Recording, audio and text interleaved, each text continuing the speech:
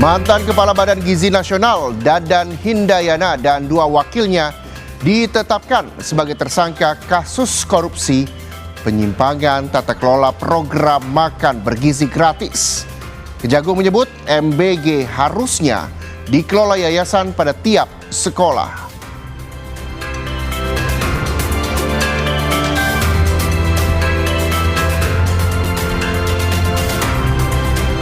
Upaya keadilan restoratif gagal, kakek Mujiran. Warga lansia terdakwa kasus pencurian getah karet di Lampung Selatan batal bebas penuh.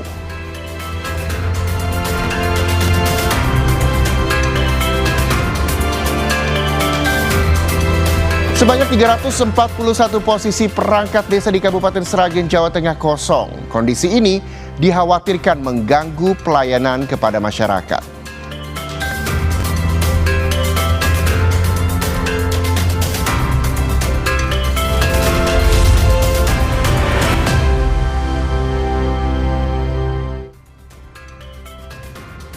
Sebuah mobil terbakar di depan SPBU Semampir, Kecamatan Keraksaan, Probolinggo, Jawa Timur. Dalam proses penyelidikan, polisi menemukan tumpukan jerigen di dalam mobil yang diduga baru saja diisi oleh pengemudi kendaraan. Saudara, Anda menyaksikan Indonesia Update bersama saya Muhammad Syahreza.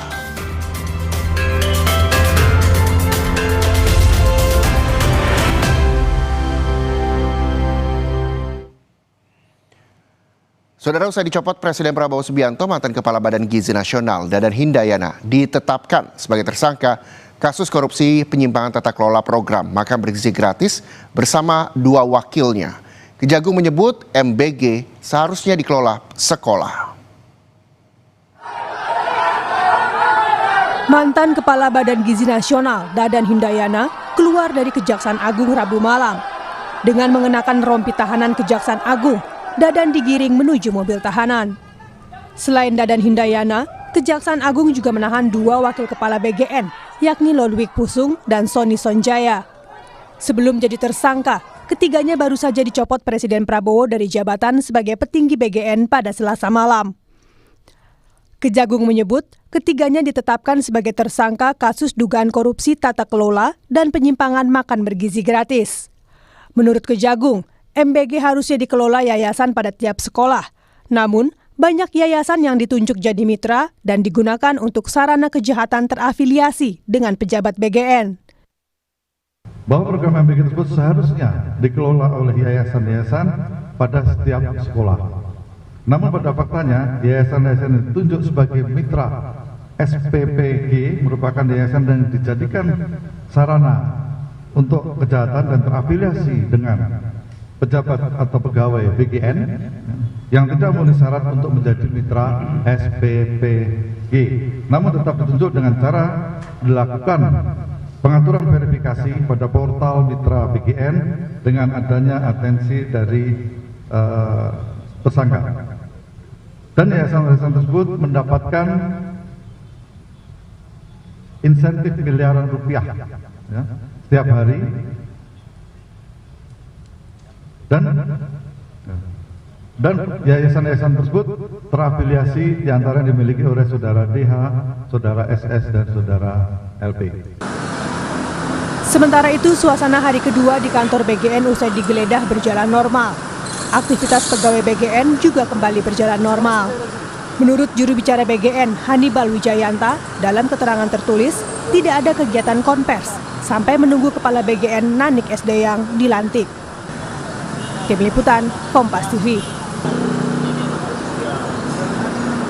Wakil Menteri Imigrasi dan Pemasyarakatan IMIPAS, Silmi Karim ditahan Komisi Pemberantasan Korupsi terkait operasi tangkap tangan di lingkungan kantor imigrasi Jakarta Barat.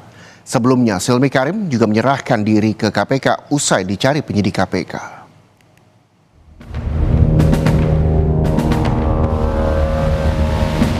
Wakil Menteri Imigrasi dan Pemasyarakatan Silmi Karim selesai diperiksa KPK Rabu malam. Silmi tampak turun dari ruang penyidik KPK dengan menggunakan rompi tahanan KPK dan tangan terborgol bersama 8 orang lainnya. Itu Saudara SK yang merupakan Dirjen Imigrasi periode tahun 2023-2024. Adapun 8 orang tersangka kemudian hari ini langsung dilakukan penahanan untuk 20 hari pertama. Dalam perkara ini sangkaan pasal yang digunakan yaitu pasal 12E terkait dengan dugaan tindak pidana korupsi, pemerasan dalam pengurusan dokumen keimigrasian, dan juga dilapis pasal 12B besar atau penerimaan lainnya atau gratifikasi. Sebelumnya, Silmi Karim menyerahkan diri ke gedung KPK Rabu malam.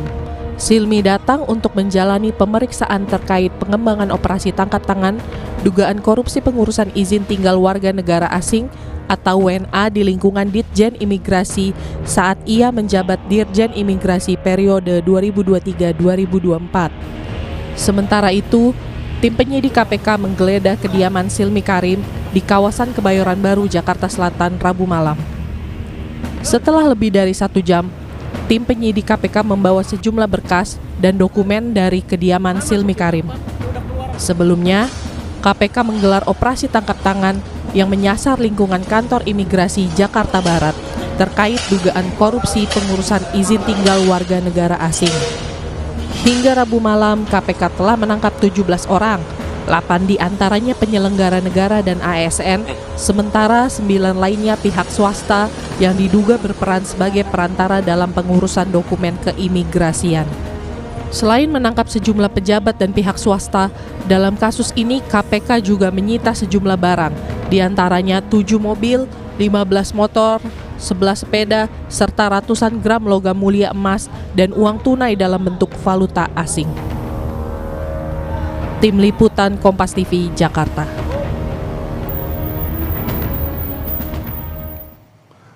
Korban kebakaran di kawasan Jiung Kemayoran, Jakarta Pusat jalani trauma healing dan layanan psikososial yang digelar oleh BPBD DKI Jakarta. Suasana haru dan isak tangis pun pecah saat petugas memberikan layanan hipnoterapi untuk melepas beban trauma bagi mereka yang kehilangan harta bendanya akibat kebakaran. Duka dan trauma mendalam masih menyelimuti warga korban kebakaran di kawasan Jiung Kemayoran, Jakarta Pusat. Tangis mereka seketika pecah saat petugas rehabilitasi dan rekonstruksi BPBD DKI Jakarta memberikan terapi. Beban berat karena kehilangan tempat tinggal membuat dada mereka sesak. Air mata yang tumpah dalam sesi hipnoterapi ini menjadi puncak pelepasan trauma yang selama ini terpendam di pengungsian.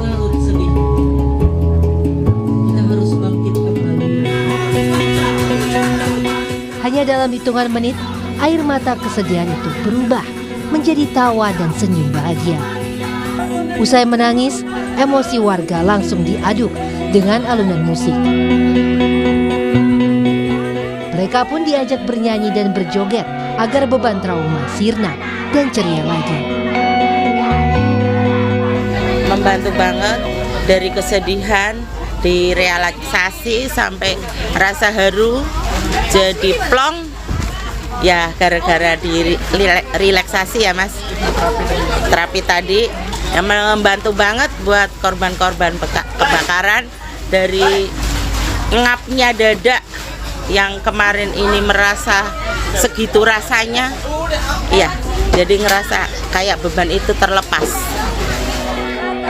Penanganan psikologis yang diberikan dipastikan tepat sasaran dan mempercepat proses pemulihan bagi korban kebakaran. Kita dengan anak-anak bermain bersama, bernyanyi, dan juga ada dari manajemen luar ya untuk bisa mengisi acara ini. Kita kolaborasi, kemudian kita bagikan juga goodie bag yang isinya adalah krayon, kemudian pensil warna, dan juga mainan serta boneka seperti itu. Untuk dewasa sendiri treatment apa?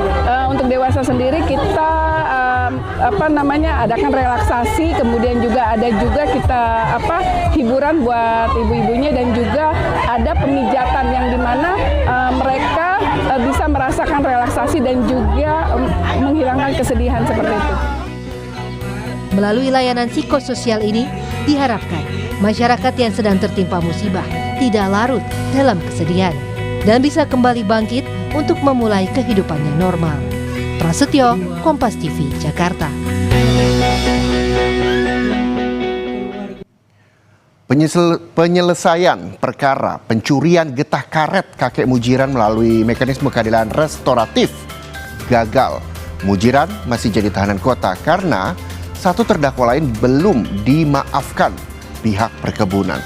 Kami akan hadirkan informasi lengkapnya saja di Indonesia Update untuk Anda.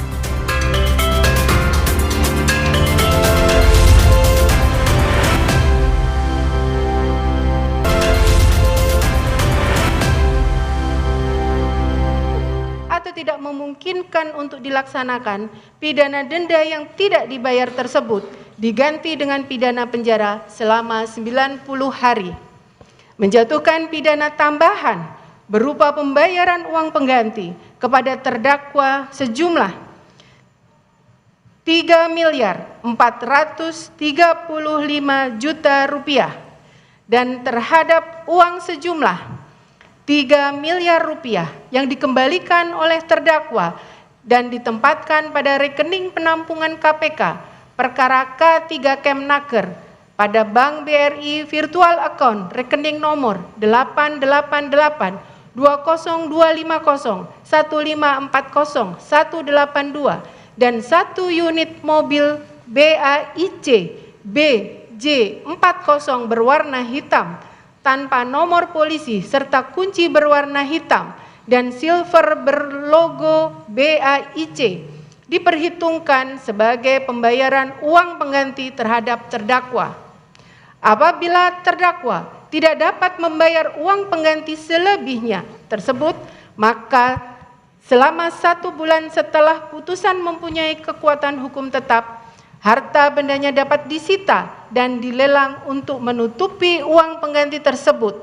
Dan dalam hal terdakwa tidak mempunyai harta benda yang mencukupi untuk membayar uang pengganti, maka diganti dengan pidana penjara selama 1 tahun. Menetapkan masa penangkapan dan penahanan yang telah dijalani terdakwa dikurangkan seluruhnya dari pidana yang dijatuhkan. Menetapkan terdakwa tetap ditahan. Menetapkan barang bukti berupa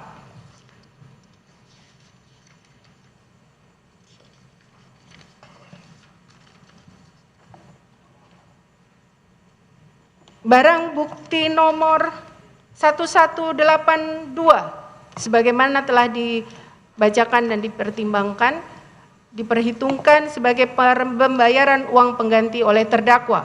Barang bukti nomor 973 dirampas untuk negara. Barang bukti nomor 972 dikembali berupa kendaraan bermotor roda 4 Toyota Land Cruiser dikembalikan kepada terdakwa. Barang bukti nomor 974 1 unit mobil Mercedes-Benz dikembalikan kepada terdakwa.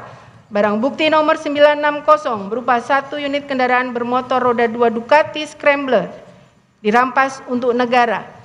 Terhadap barang bukti selebihnya dikembalikan kepada penuntut umum dipergunakan dalam perkara yang lain. Membebankan kepada terdakwa untuk membayar biaya perkara sejumlah Rp5.000. Demikian diputus dalam rapat permusyawaratan Majelis Hakim Pengadilan Tindak Pidana Korupsi pada Pengadilan Negeri Jakarta Pusat hari Selasa 2 Maret 2026 oleh kami Dr. Nursari Baktiana SHMH selaku Hakim Ketua Majelis, Nikade Susantiani SHMH dan Hakim ad hoc Tindak Pidana Korupsi Alfi Setiawan SHMH masing-masing sebagai hakim anggota.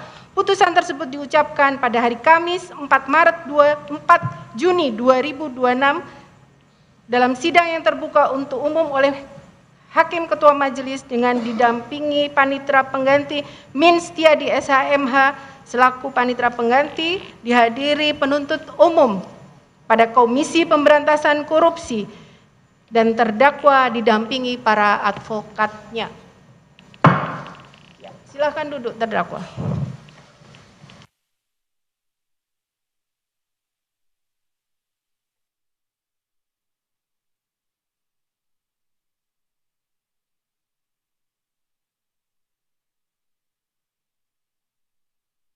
Dalam sidang yang terbuka untuk umum oleh Hakim Ketua Majelis dengan didampingi Panitera Pengganti Min Setiadi SHMH selaku Panitera Pengganti, dihadiri penuntut umum pada Komisi Pemberantasan Korupsi dan terdakwa didampingi para advokatnya. Ya, silakan duduk terdakwa.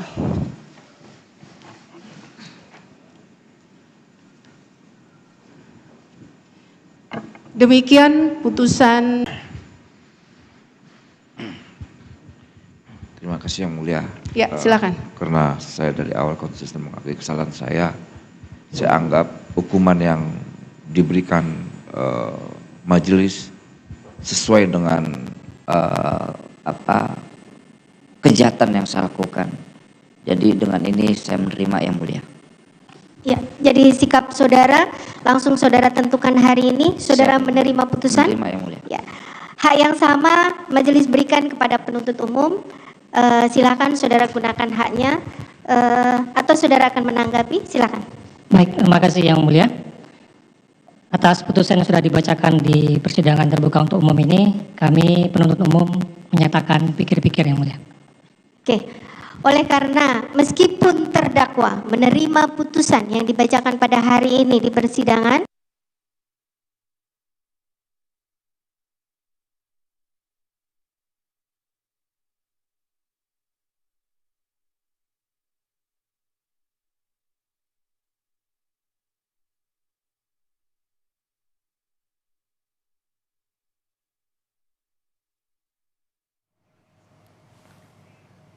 Dan baru saja saudara kita telah mendengar bahwa keterangan dari mantan Wakil Menteri Ketenagakerjaan Immanuel Ebenezer yang telah divonis 4,5 tahun penjara dan beliau menerima putusan yang telah divonisnya di Pengadilan Tipikor Jakarta Pusat. Kasus yang dijalani oleh Ebenezer adalah terkait dengan kasus dugaan korupsi pemasaran dan juga gratifikasi pengurusan sertifikat keselamatan dan kesehatan kerja atau K3 di lingkungan Kemnaker.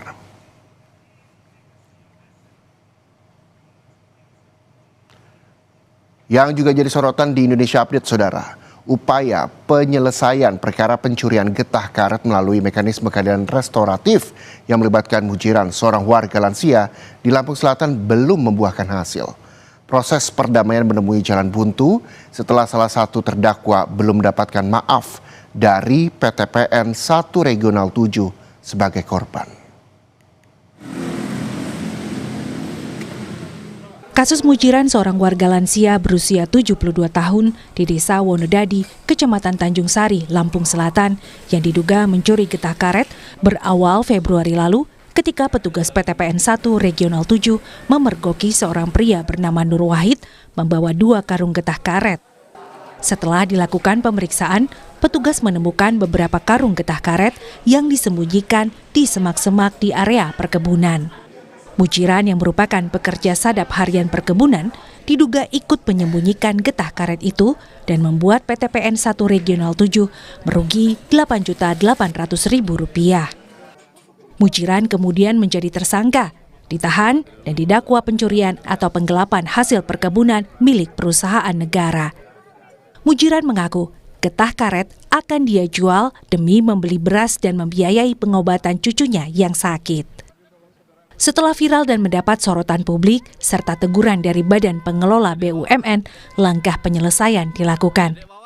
PTPN 1 menyelesaikan kasus ini melalui keadilan restoratif dan menyampaikan permohonan maaf kepada Mujiran. Mujiran kemudian dikeluarkan dari Lapas Kalianda dan statusnya dialihkan menjadi tahanan kota.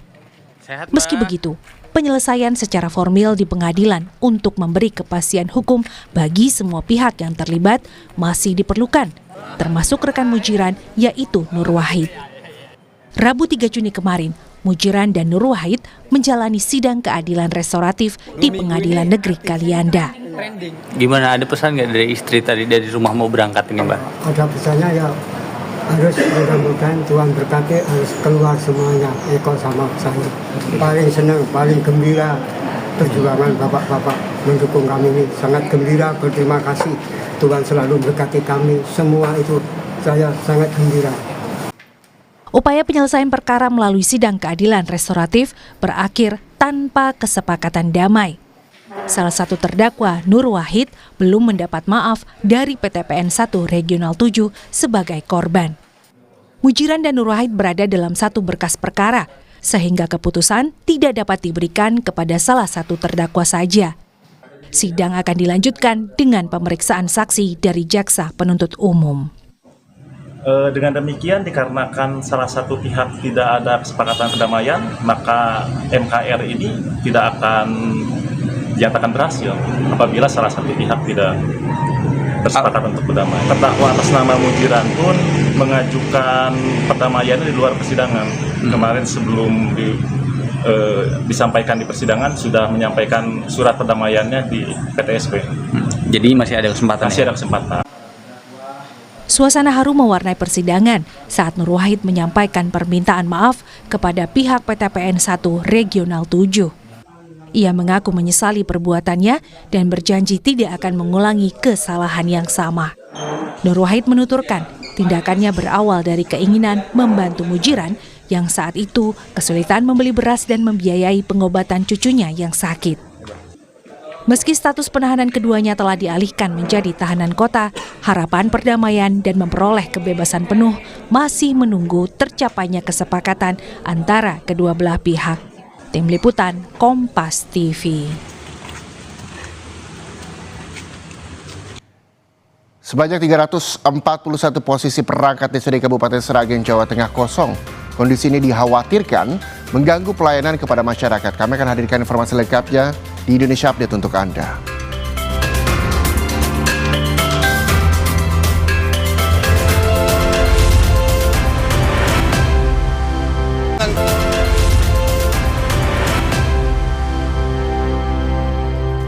Perangkat desa di Kabupaten Sragen yang tergabung dalam Raja menggelar audiensi dengan DPRD. Mereka menuntut kejelasan terkait PP nomor 16 tahun 2026 serta pengisian ratusan jabatan perangkat desa yang masih kosong. Sebanyak 30 perwakilan Praja mendatangi DPRD Kabupaten Sragen dan beraudiensi dengan Komisi 1 serta pihak Pemkab. Mereka menyampaikan saat ini terdapat 341 kekosongan perangkat desa di 166 desa dari total 196 desa. Kondisi ini menyebabkan rangkap jabatan dan berdampak pada terganggunya pelayanan publik. Selain itu, Praja juga menyoroti perbedaan aturan terkait masa jabatan kepala desa antara undang-undang dan peraturan pemerintah.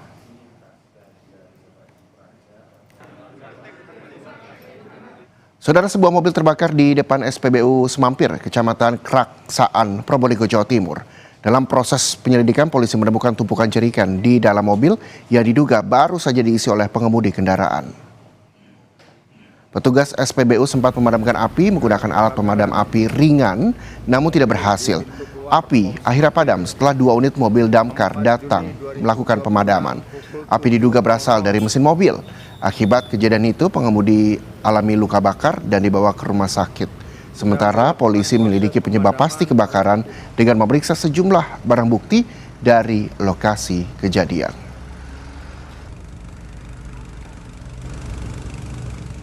Usai sudah Indonesia Update, saudara, saya Muhammad Syareza pamit undur diri. Terima kasih.